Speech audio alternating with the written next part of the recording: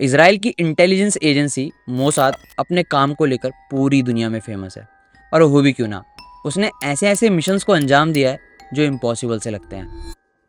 ऐसे ही एक मिशन को मोसाद 27 नवंबर 2020 को अंजाम देती है और इस मिशन को सुनकर पूरी दुनिया हैरान हो जाती है कि क्या ऐसा भी पॉसिबल है। दरअसल फखरीजादे जो ईरान का टॉप न्यूक्लियर साइंटिस्ट था और जिसे ईरान का ओपनहाइमर भी कहा जाता था, ईरान के न्यूक्लियर प्रोग्राम का मास्टरमाइंड था और कई सालों से ईरान के न्यूक्लियर प्रोग्राम पर काम कर रहा था। इसराइल किसी भी हालत में नहीं चाहता था कि ईरान के हाथ में न्यूक्लियर बॉम्ब आए, क्योंकि अगर ऐसा हो गया तो इसराइल की एग्जिस्टेंस पर बहुत बड़ा थ्रेट पैदा हो जाएगा और इसीलिए फखरीजादे इसराइल की हिट लिस्ट में टॉप पर था। पर इसराइल के लिए दिक्कत ये थी कि मोसाद को फखरीजादे का कोई भी अता पता नहीं था, क्योंकि वो हमेशा अंडरग्राउंड रहता था और हमेशा ईरानियन रेवोल्यूशनरी गार्ड की सिक्योरिटी में घिरा हुआ रहता था, जिसको ब्रीच करना बहुत ज़्यादा मुश्किल था। लेकिन समहाउ मोसाद को इंटेलिजेंस मिलती है कि 27 नवंबर 2020 को फखरीजादे कोई मूवमेंट करने वाला है और जैसे ही ये इंटेलिजेंस मोसाद को मिलती है, मोसाद अलर्ट हो जाती है एंड प्लान बनाती है कि फखरीजादे को ना ही किसी ड्रोन से मारा जाएगा, ना ही किसी बॉम्ब से। इस बार ईरान के साइंटिस्ट को एआई रोबोट के जरिए जन्नत पहुंचाया जाएगा, जो कि बिल्कुल किसी साईफाई मूवी जैसा साउंड करता है। मोसाद प्लान बनाती है कि फखरीजादे को ईरान के अंदर एआई मशीन गन के जरिए मारा जाएगा, जिसे ऑपरेट इसराइल से किया जाएगा। अब प्लान तो बन जाता है कि फखरीजादे को एआई मशीन गन के जरिए मारा जाएगा, लेकिन सबसे बड़ी प्रॉब्लम यह आती है कि उस एआई मशीन गन को ईरान के अंदर लेकर कैसे जाया जाए। काफ़ी सोच विचार करने के बाद, ब्रेनस्टॉर्मिंग करने के बाद प्लान बनाया जाता है कि एआई मशीन गन को टुकड़ों के जरिए ईरान के अंदर पहुंचाया जाएगा। कुछ टुकड़ों को यूरोप के थ्रू पहुंचाया जाएगा, कुछ टुकड़ों को मिडिल ईस्ट के थ्रू, तो कुछ टुकड़ों को एशिया के थ्रू। जैसे ही ये मशीन गन ईरान के अंदर पहुंचेगी, ईरान के अंदर जो पिकअप ट्रक चलते हैं उसके अंदर इसको इंस्टॉल कर दिया जाएगा और मोसाद उस पिकअप ट्रक के अंदर कई सारे कैमरास भी इंस्टॉल कर देती है ताकि आसपास जितनी भी एक्टिविटी हो रही है उस पर लाइव नज़र रखी जा सके।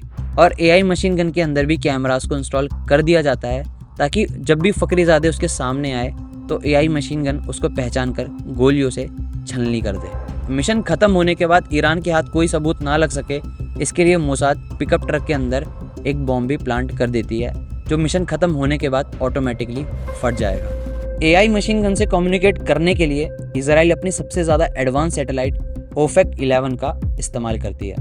लेकिन इतना सब कुछ करने के बावजूद भी अभी भी एक प्रॉब्लम आ रही थी और वो प्रॉब्लम ये थी कि जब एआई मशीन गन गोलियां फायर करेगी तो वो अपनी पोजीशन से हिलेगी और जब वो अपनी पोजीशन से हिलेगी तो टारगेट के मिस होने के चांसेस बहुत ज़्यादा हैं और अगर टारगेट मिस हुआ तो मिशन वहीं पर ही फेल हो जाएगा।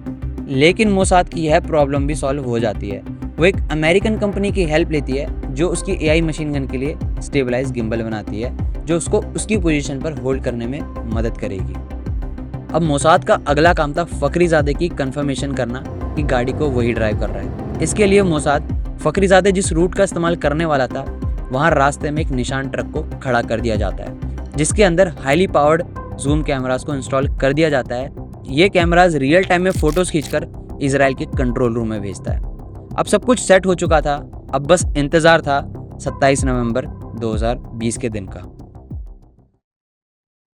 27 नवंबर 2020 फखरीजादे अपनी बेगम के साथ अपनी टियाना निशान कार में बैठकर तेहरान की सड़कों पर अपने गांव की ओर रवाना हो जाता है। लेकिन साथ में उसके आईआरजीसी का काफिला भी था, जो हमेशा उसकी सिक्योरिटी को मेक श्योर करती थी। फखरीजादे जब ड्राइव कर रहा होता है तो उसे रास्ते में एक यूटर्न मिलता है। जब वो यूटर्न पर पहुंचता है तो उसको अपनी गाड़ी को स्लो करना होता है और वहीं पर ही मोसाद का निशान ट्रक खड़ा था, जिसके अंदर highly powered zoom camera install था। वो कैमरा फखरीजादे की फोटोज खींचकर इसराइल के कंट्रोल रूम में भेजता है और कंफर्म करता है कि फखरीजादे ही कार ड्राइव कर रहा है। मोसाद को जैसे ही ये कंफर्मेशन मिलती है, मोसाद बिल्कुल हाई अलर्ट हो जाती है और अपने मिशन के अगले पड़ाव पर पहुंचने के लिए रेडी हो जाती है।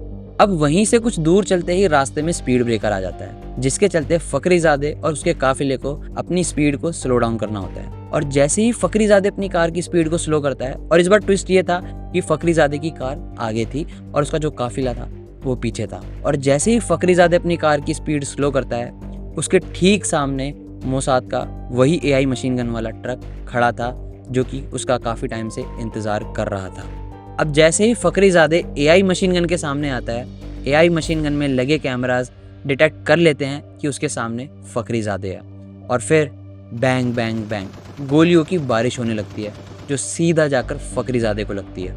एआई मशीन गन सिर्फ 3 सेकंड में 15 राउंड्स फायर करती है और फखरीज़ादे वहीं ढेर हो जाता है। ईरान के हाथ कोई भी सबूत ना लग सके, इसके लिए मोसाद ने जो बॉम्ब प्लांट किया हुआ था ट्रक के अंदर, वो मिशन खत्म होते ही ब्लास्ट हो जाता है और उसके चीथड़े हो जाते हैं। ईरान को कुछ भी पता नहीं चल पाता कि ये क्या हुआ, कैसे हुआ और किसने किया।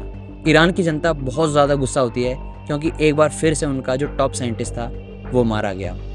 ये दुनिया का पहला सक्सेसफुल एआई ड्रिवन असैसिनेशन था जो किसी कंट्री द्वारा करवाया गया था। अगर आपको भी ऐसे ही और स्पाई मिशंस के बारे में जानना है तो जल्दी से जाके मेरे चैनल को सब्सक्राइब कर लो और बढ़िया बढ़िया कमेंट कर दो ताकि मैं ऐसे ही और वीडियोस आपके लिए लाता रहूं। तब तक के लिए मिलते हैं किसी दूसरी वीडियो में। गुड बाय, जय हिंद।